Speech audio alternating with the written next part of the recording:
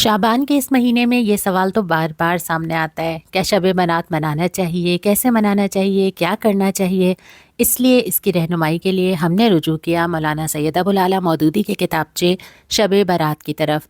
इस किताबचे में बहुत अच्छी तरह रहनुमाई दी गई है और बिल्कुल शुरू ही में ये बात बता दी गई है कि सबसे पहले ज़रूरी है कि आप इस्लाम के मिजाज को समझें। इस्लाम दरअसल रस्मों और त्योहारों का मज़हब ही नहीं। सफ़ा नंबर 2, ये तो सीधा साधा और माकूल मज़हब है जो इंसानों को रस्मों की जकड़बंदियों से, खेल तमाशे की बेफ़ायदा मशगूलियतों से और फजूल कामों में वक्त, मेहनत और दौलत की बर्बादियों से बचाकर ज़िंदगी की ठोस हकीकतों की तरफ तवज्जो दिलाता है। इन कामों में आदमी को मशगूल करना चाहता है जो दुनिया और आखिरत की फलाह और बहबूद का ज़रिया हो।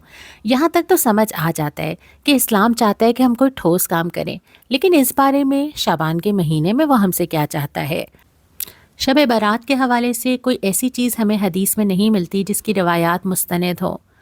एक हदीस हमें ये मिलती है जिसमें हज़रत आयशा रज़ियल्लाहु ताला अन्हा ने आप सल्लल्लाहु अलैहि वसल्लम को बिस्तर पे ना पाया और कब्रिस्तान में पाया और वजह पूछी तो आपने फरमाया कि इस रात को अल्लाह ताला आसमान दुनिया की तरफ तवज्जो फरमाता है और कबीला कल्ब की भेड़ों के जिस कदर बाल हैं उस कदर इंसानों के गुनाह माफ़ फरमाता है।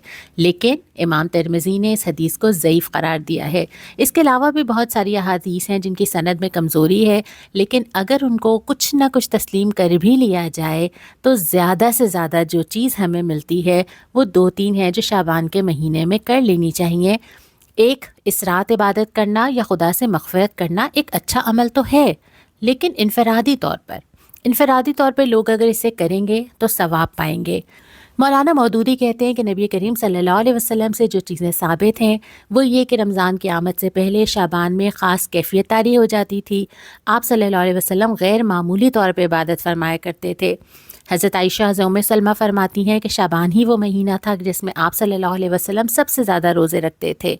लेकिन मुसलमानों को ये कहा गया है कि 15 शाबान के बाद रोज़े ना रखें ताकि रमज़ान के लिए तैयारी कर सकें। फिर इसके अलावा गैर मामूली इबादत, रमज़ान की तैयारी का ज़िक्र, एक दूसरे को शौक़ दिलाना, ये चीज़ें हमें शाबान के महीने में मिलती हैं। शब बारात के हवाले से कुछ चीज़ें ऐसी हैं जिनकी हमें कोई सनद नहीं मिलती, जैसे मिल के इज्तिमाई इबादत कर लेना, कोई हलवा बनाने का, बांटने का कहीं ज़िक्र नहीं मिलता। रही आतिशबाज़ी, वो तो खुल्लम खुल्ला ऐसी चीज़ है कि जो भी इस्लाम को समझता है वो ऐसी किसी चीज़ को मान ही नहीं सकता जो इंसान का वक्त, रुपया और कभी कभी जाने भी ज़ाया कर देती हैं। सफ़ा नंबर 5 में इस्लाम में ख़ास तौर पे ये बात मलहूज़ रखी गई है कि जो कुछ खुदा ने अपने बंदों के लिए लाजिम किया है, इसके अलावा कोई चीज़ बंदे खुद पर लाजिम ना कर लें। पिछली कौमों ने भी यही गलती की थी। नई नई रस्में ईजाद कर कर अपने ऊपर फ़राइज़ और वाजिबात के रद्दे चढ़ाती चली गईं। रफ्ता रफ्ता रस्मों का ऐसा ताना बाना अपने गिर्द बुन डाला जिसके जाल से आखिरकार उनके अपने हाथ पांव जकड़ कर रह गए। सफ़ा नंबर 6, कुरान इन रस्मों को ज़ंजीरों से तशबीह देता है और नबी करीम सल्लल्लाहु अलैहि वसल्लम के मिशन का बड़ा काम ये बताता है कि वो इन ज़ंजीरों को काट फेंकें जिसमें इंसान ने खुद अपने आप को कस रखा है। और उसके बाद आखिर में हमें ये भी बता दिया जाता है कि जो चीज़ शरीयत में नहीं है उसे शरई हैसियत देना, या जिस चीज़ की शरीयत में जो हैसियत है उससे ज़्यादा अहमियत देना, ये दोनों चीज़ें बिदअत हैं और हर बिदअत गुमराही है। और इस खराबी की वजह भी इसी किताबचे में सफ़ा नंबर 8 में बताई गई कि इस खराबी की बड़ी वजह यह है कि बाद के ज़माने की जो कौम इस्लाम में आई वो या तो सही इस्लामी तरबियत नहीं थी या पुरानी जाहिलियत के ख़यालात और तौर तरीके लेकर इस्लाम में आ गई।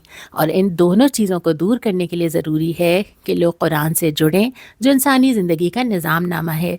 तो शाबान की तैयारी का सबसे अच्छा तरीका ये है कि रमज़ान में कुरान से ताल्लुक़ जोड़ने की मनसूबाबंदी की जाए।